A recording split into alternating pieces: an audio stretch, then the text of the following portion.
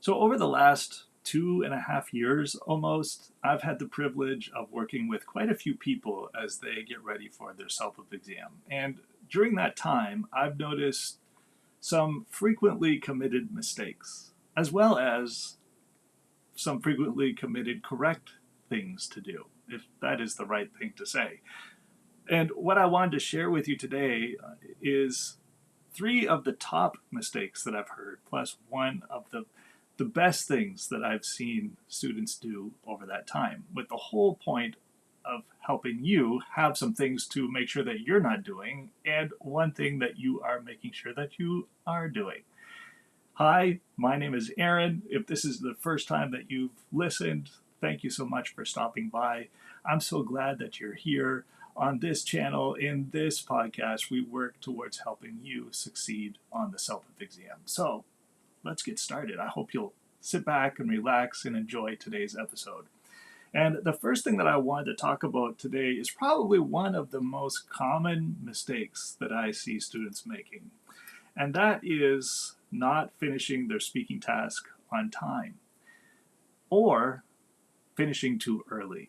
But by far, over the last 2.5 years, I've noticed that the most frequent mistake is actually speaking for too long. And in case you're not familiar with it, the CELPIP exam has a speaking section of the test.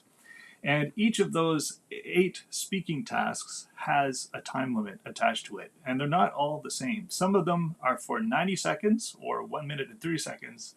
And the most frequent one is 60 seconds. And you'll know how much time that you'll have for each of those speaking tasks before you actually start talking. So you don't have to memorize, oh, speaking task 1 has this amount of time and so on.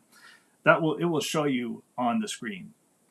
But what you do need to practice doing is finishing inside of a sweet spot. And that sweet spot is in the last 10 seconds of your recording time. So for example, if you have a 60-second response, your goal is going to be to finish or to be finishing your response in the last 10 seconds of that 60-second time allotment. So once you hit the 50-second mark, that's when you want to begin tidying up and finishing your answer. And definitely be done talking by the time those 60 seconds are up. And it's completely okay for you to finish inside of those last 10 seconds.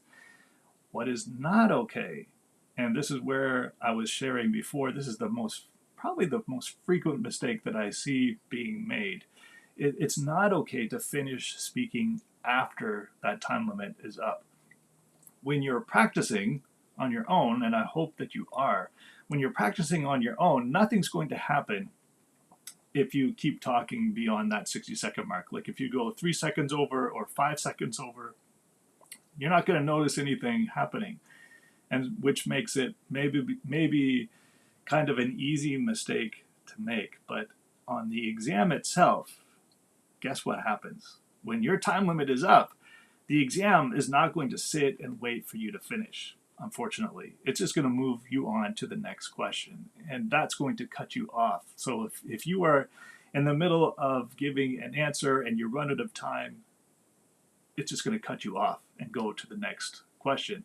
And that cutting off part could be a loss of points for you. So you want to avoid that. And you also want to make sure that you avoid finishing before that sweet spot I was telling you about in the last 10 seconds. You don't want, in a 60-second, for example, recording, you don't want to finish your response in 45 seconds, for example. You want to try to aim for as close to the 60 seconds or as close to the 90 seconds as you possibly can without going over. So that, my friend, is the very first mistake that I see most frequently made by students. And the way for you to counter that, the way for you to prepare and make sure that you don't have that mistake happen to you, is simply practicing using this. You probably have a cell phone handy with you. And on all the cell phones that I've seen nowadays, modern cell phones, they all have a voice memo app. That, my friend, is your best friend when it comes to practicing. If you're working on your own, that is. And what I suggest you do is practice going through mock questions, giving yourself a time limit, and you recording yourself using your phone's voice memo app for the designated time limit. For example, if you have a 60-second time limit on, trying to, let's say, talk about a past experience, something that happened to you, make sure that you are practicing giving your answer into your cell phone and at the same time watching how long you've been speaking for. That right there is the skill to practice, speaking and watching how long you've been speaking for, so that you can be making sure that you're finishing on time. All right, so that's point number one. Make sure that you are finishing in time, not going over. Finish inside of that sweet spot, the last 10 seconds of your recording time. That's when you need to be finishing, not before, and definitely not after. The second thing that I've seen students do that can lose you points is not giving enough specific information. And I've got a little phrase here for you that might help you to remember what you need to be doing inside of your answers. Almost all of your answers need to have this, is that you're going to make a statement, then you're going to give a reason or an example for that statement, and you're going to do it 3 times. That's what I mean by statement plus reason or example by 3 equals a complete response. What you don't want to have happen is for you to give a simple statement without any explanation whatsoever. That right there, my friend, is a quick way for you to get lower points on the exam. So whenever you give a reason or whenever you give a statement, always make sure that you answer why. Why does that matter? Why is it important? Like if you were talking about, helping a friend with advice about maybe, I don't know, if they should take a cruise, it's not enough for you to say taking a cruise is the best way to travel on a budget. Why? You need to answer that question. Why? Why is it such a good idea? Why do you think it's a good idea? So whenever you make a statement, always back it up by answering the question why, or give an actual example to help back it up. And for most of the speaking task questions, you should give 3 statements and back up each of those statements with a reason or an example. So keep that in mind. That's mistake number 2 that I see most frequently made, is not giving enough, either not enough statements, like 3, or not backing them up enough. So don't do that. The next one that I see happening a lot, and this one is not a mistake. This one is actually what I've seen my students doing really well. And I wanted to put that out there for you so that you can do this as well. When you're speaking, you're probably going to make a mistake. In fact, if you watch this, you've probably seen me make a mistake or hesitate or forget what I was going to say next. That's probably going to happen to you on test day as well. What should you do? What should you do if you make a mistake? I'll tell you, and I'll be honest, it took me, I think, about 2 takes to get this recording going. I would start talking, and then I would talk myself into a corner or make a mistake, and I would get frustrated with myself, and I would hit stop and then start again. Well, on the CELPIP exam, if that happens to you, you can't do that. You can't hit stop and then start your answer again. So if you find that you make a mistake during the speaking section of your exam, don't let that rattle you. Don't let that throw you off and make you think, oh no, I'm a terrible English speaker. I totally screwed this up. And then get really down on yourself and think that maybe all hopes of you doing well on this test have just gone down the toilet because of a simple mistake that you make. No. If you make a mistake, or when you make a mistake, because you probably will, just because you're human, just because you're nervous, if you make a mistake, quickly correct it and then keep going. The thing that I've seen students do really well, or I've heard students doing really well, is that they'll be talking and then all of a sudden maybe they'll use the wrong vocabulary.